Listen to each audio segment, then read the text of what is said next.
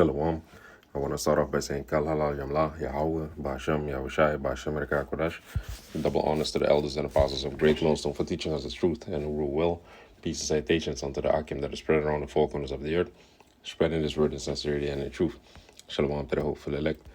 I'm the brother Kotazap Zayan from the Jim Solemn branch, coming back through the spirit and power of Yahweh, Ba'ashem, Yahushai, with another lesson, with another video. And Lord willing, this video is edifying. God, in this video, I want to go into the book of John 16. Let me start off at verse 20. And it reads, let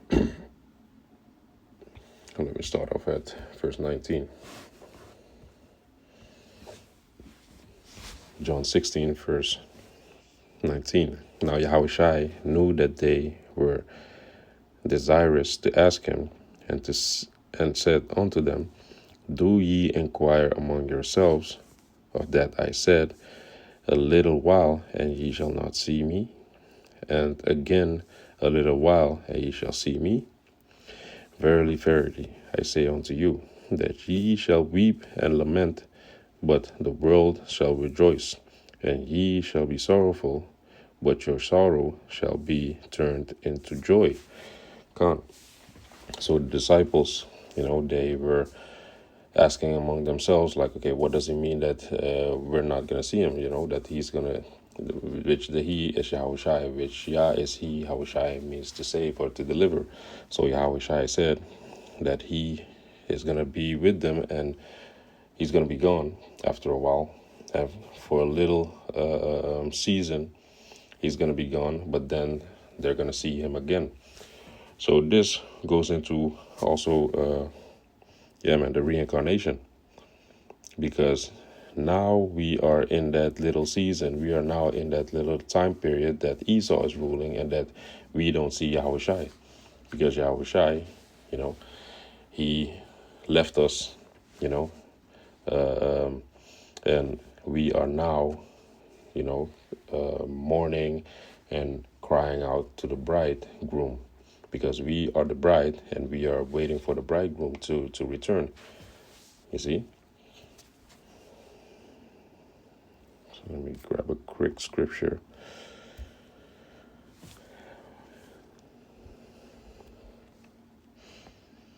Let me go to Revelation.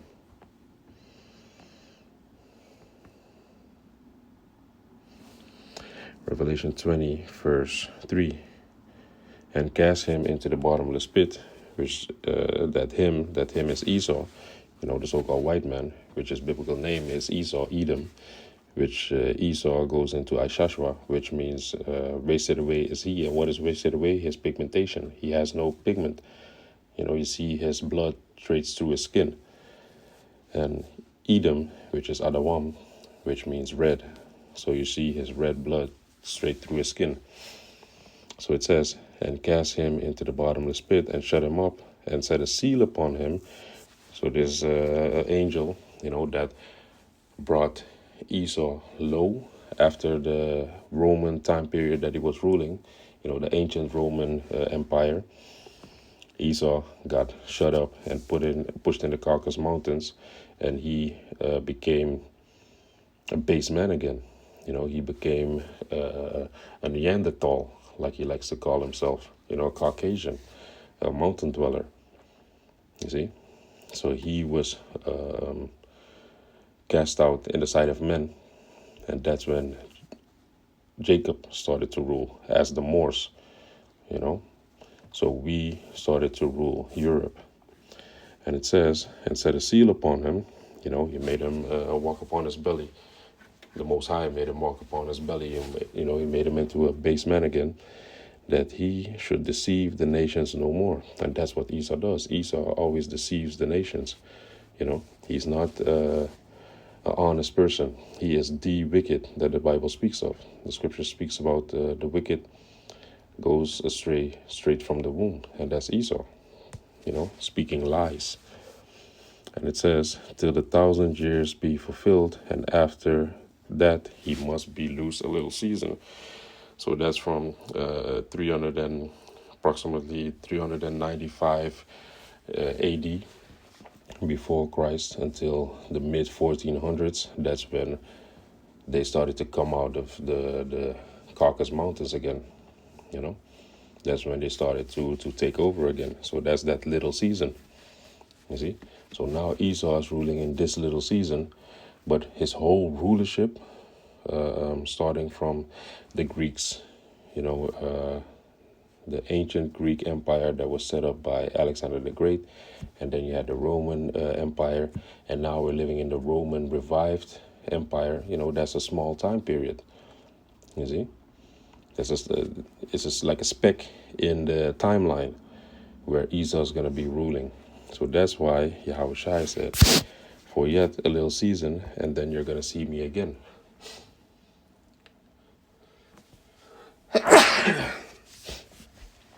Gone. So it says, verse 20, "Verily, verily, I say unto you, that ye shall weep and lament, but the world shall rejoice." Gone. So we are mourning, we are weeping that we don't have the bridegroom with us. So like, but what are these people doing? The people of the world, they're giving into marriages, you know, living their life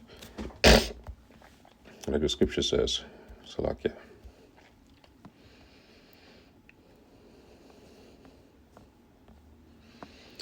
Matthew 24, verse 30.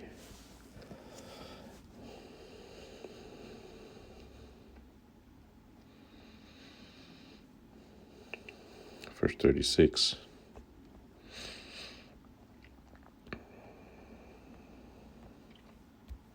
And it reads, "But of the day and hour knoweth no man, no the angels of heaven, but the Father only. But as the days of Noah were, so shall also the coming of the Son of Man be. For as in the days that were before the flood, they were eating and drinking, marrying and giving in marriage, until the day that Noah entered into the ark, and knew not until the flood came and took them all away, so shall also the coming of the Son of Man be." God, so the world, they're rejoicing. The world, you know, they're not really busy with the Bible, you know. You have these Christians, you have these Seventh-day Adventists, you have the Jehovah's Witness, you have these Mormon groups, but they don't have the right doctrine. You know, they believe in religion. They don't have the 100% truth. So they are oblivious to what the truth of the Bible really is. So they are indulging in something that they don't know what they're indulging in.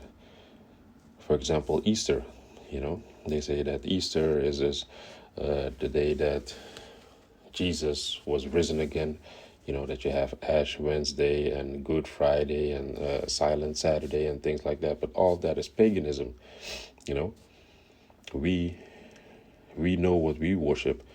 You know, and we know that salvation is of the Jews, and the one true, really biblical Hebrew Israelites, not people that are all across the world. You know, you're all nations together in one religion, joined together.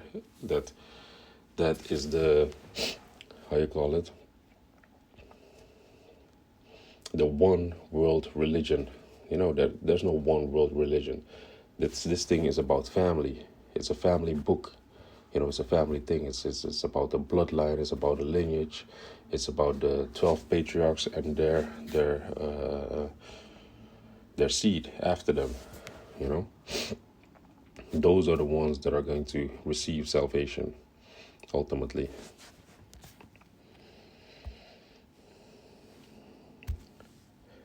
So to go back, John 16, verse 20, "Verily, verily, I say unto you, that ye shall weep and lament, but the world shall rejoice. And ye shall be sorrowful, but your sorrow shall be turned into joy." Gone.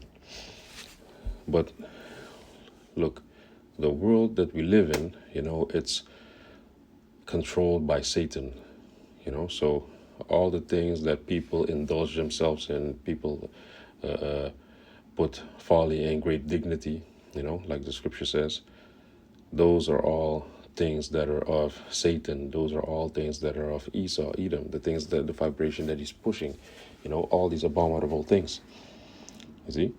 But for us, it's vexing. We are sorrowful that we have to behold unrighteousness. You see? Just like how Habakkuk, he says in Habakkuk 1 that he beholds grievance. Roughly paraphrasing, let me see. Habakkuk 1, verse 3. Why dost thou show me iniquity and cause me to behold grievance? For spoiling and violence are before me, and there are that raise up strife and contention. Verse 4. Therefore the law is slacked, and judgment doth never go forth. For the wicked that compass about the righteous, therefore wrong judgment proceeded. So the wicked, they compass about the righteous. So to be compassed about means to be in subjection. So the wicked, they are bearing rule. They are the ones that are calling the shots. They are the ones that are pushing for the laws and legislations and decrees that they see fit.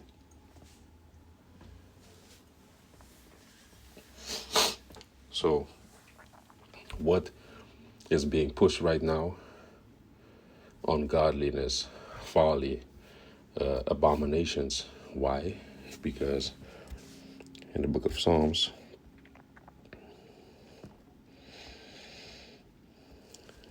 it speaks about that.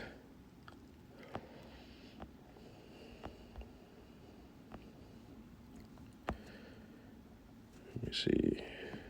Psalms 147, verse 19. He showeth his word unto Jacob, his statutes and his judgments unto Israel.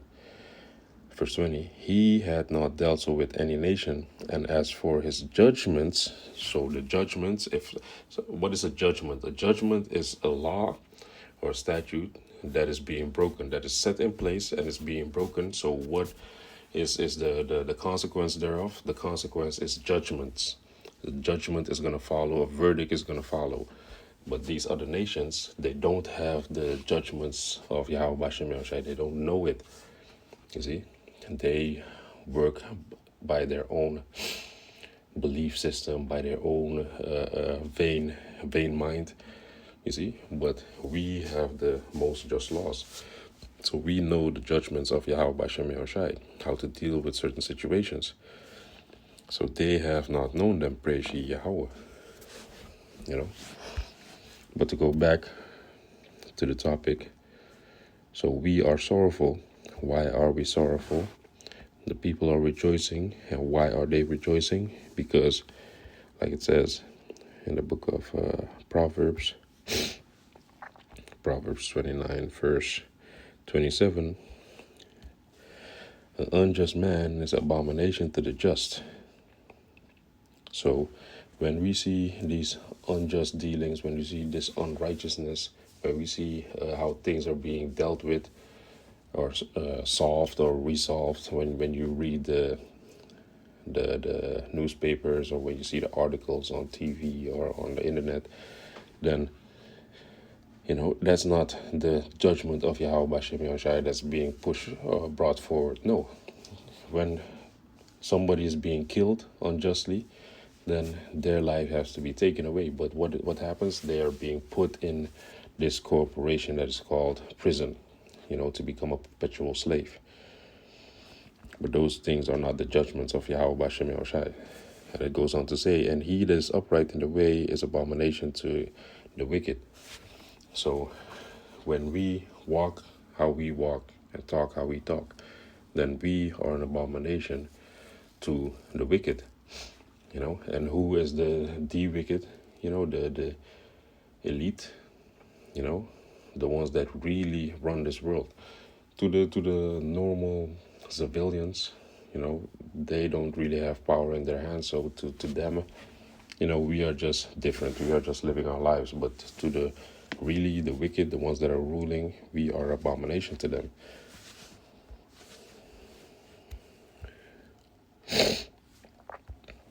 So to go back, let's go on.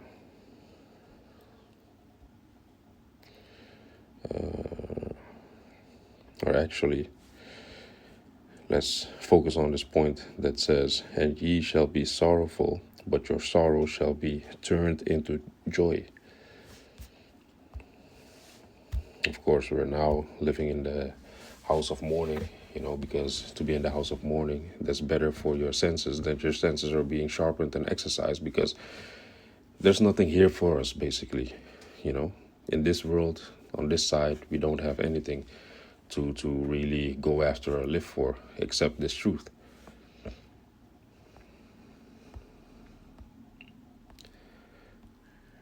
Revelation 7, verse 17, and it reads, "For the Lamb which is in the midst of the throne, which the Lamb is Yahushai, shall feed them." How is he going to feed us? With scriptures, with knowledge, "and shall lead them into living fountains of water." That's this truth.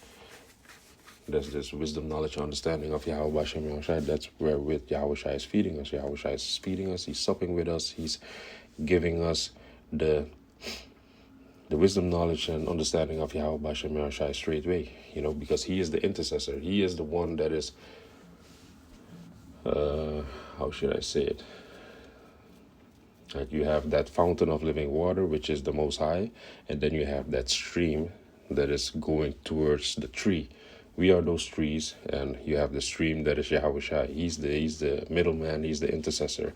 He is the connection to the fountain of living waters. You see? The wisdom, knowledge, understanding of the Most High. And it says, "And Yahweh shall wipe away all tears from their eyes." Gone. So the sorrow that we're going through, which are basically rooted in the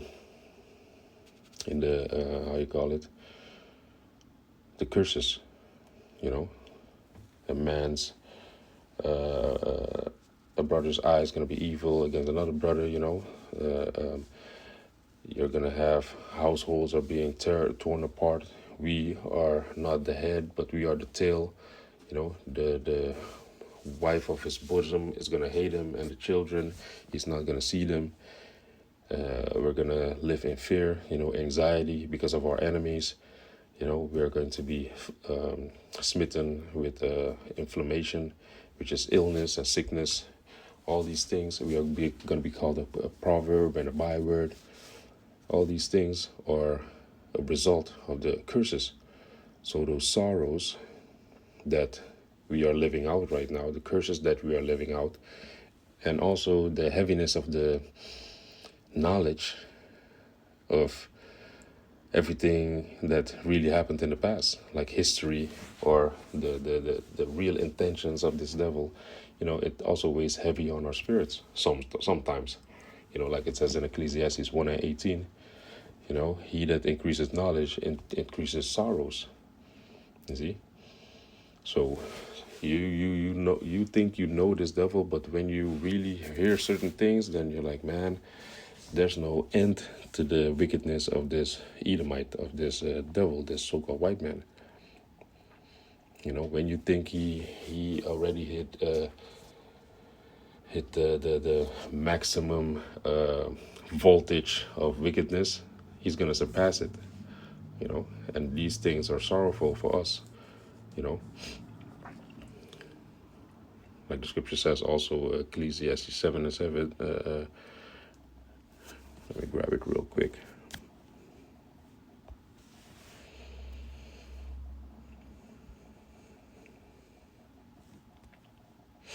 Ecclesiastes 7:7. "Surely oppression maketh a wise man mad, and a gift destroyeth the heart."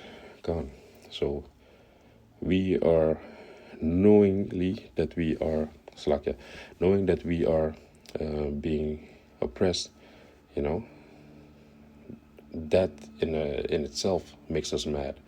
And then when you increase by reading and learning, then that sometimes brings heaviness upon you. This is kind of like a sorrowful, heavy spirit.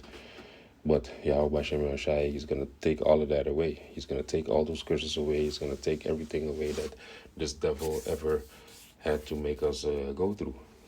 You see? We can read about that in Revelation 21, verse 4. And it says, "And Yahweh shall wipe away all tears from their eyes, and there shall be no more death." We're not going to die anymore. We're going to be immortal. You know, this flesh that we're going to have, that we're going to receive, is going to be incorruptible. It's going to be immortal. It's not going to be able to be corrupt and to get sick. You know, if something's not in balance with that body that we're going to have, we're going to know exactly how to tweak it, or what to take to make it, to restore it again. There, neither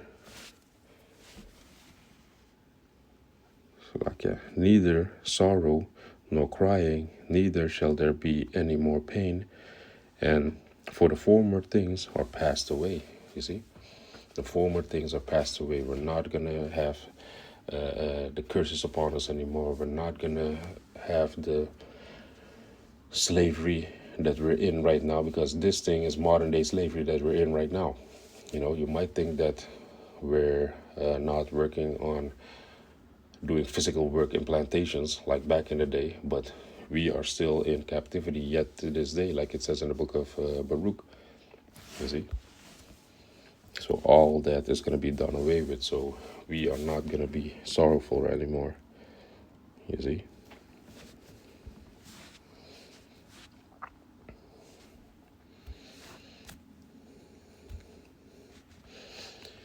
So let me read on, going back to John 16, verse 21, to bring it all home, to finish it off with. This is John 16, verse 21. A woman, when she is in travail, had sorrow, because her hour is come. But as soon as she is delivered of the child, she remembereth no more the anguish for joy that a man is born into the world. So that's how, like it says in the scriptures, what popped into my mind, Psalms. Actually, I gotta get it here. Psalms 125.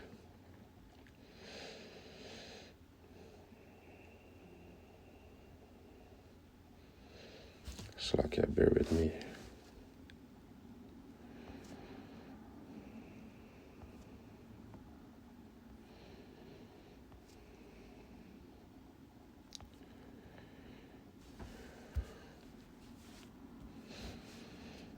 Bear with me for a second.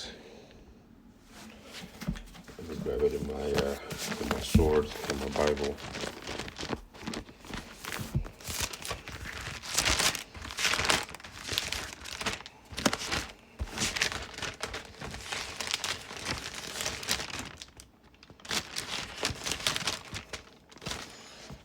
What's one further?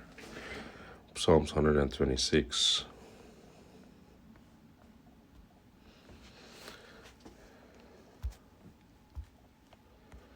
Psalms 126, verse 1. And it says, when Yahweh turned again the captivity of Zion, means to undo. To turn again the captivity means to undo the captivity. It doesn't mean to, bring us back into the next captivity. No. This means to undo the captivity of Zion, which Zion is means monument. And who's the monument of the Most High here upon earth? That's us. We are Zion, a physical representation of the monument of the Most High here upon earth. We were like them that dream. Let me see. So in the NLT it says, when the Lord brought back his exiles to Jerusalem, it was like a dream. See, so that's how it's going to be in that day, like we are reading about in John 16. With the woman that was in travail, and she doesn't remember again, how her the pains were and things like that. That's how it's gonna be for us, like we dreamt, like it was a dream. This whole situation with Esau ruling over us. This bad situations that we are in is gonna be like a dream, because why? We are going to live in joy. We are going to enjoy everything that Yahweh Bashem Yahushai has prepared for us. You see? Verse 22, and ye now therefore have sorrow, but I will see you again, and your heart shall rejoice, and your joy no man take it from you. Come.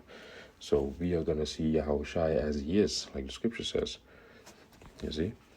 We're going to see him as he is in his marvelous body, and he's going to change our foul bodies also, like it says in the book of Philippians 3.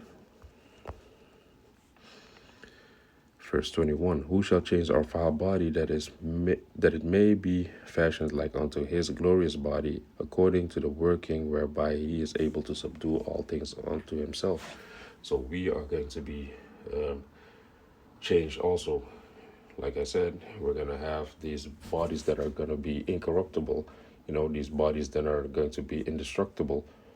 You see, that's how Yahushai, he is going to be able to subdue everything here upon earth, everything upon the planets, everything he's going to be able to subdue underneath himself, because he is the Lord of Lords, Kings of Kings, and we also are going to be changed. So when we see Yahushai again, our body is going to be changed in the twinkling of an eye, like it says in the book of 2 Corinthians 15. You see?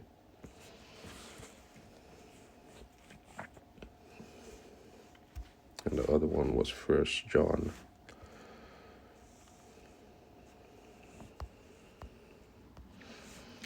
First John 3, verse 2. Beloved, now are we the sons of Yahweh, Bashem Yahushai, and it doth not yet appear what we shall be, but we know that when he shall appear, like we just read, that we're going to see him for a second time, which is going to be in this body, in the reincarnation, in this generation. We're going to see Yahushai again as he is. When he shall appear, we shall be like him, for we shall see him as he is. God, so he's going to come in his magnificent body, and we are also going to be made like unto him. You see? We're going to be made extraterrestrial, which terra means from the ground. So we are going to be having these superhuman, super earthly bodies. You see, to be able to take the kingdom, like it says in the book of Daniel 7, and the saints shall take the kingdom. You see? So yeah, man, with that, I hope this video is edifying. And I want to say, Kal Halal Yamla, Yahweh, Bashem, Yahushai, Bashem, Reka Kodash. Shalom, okay.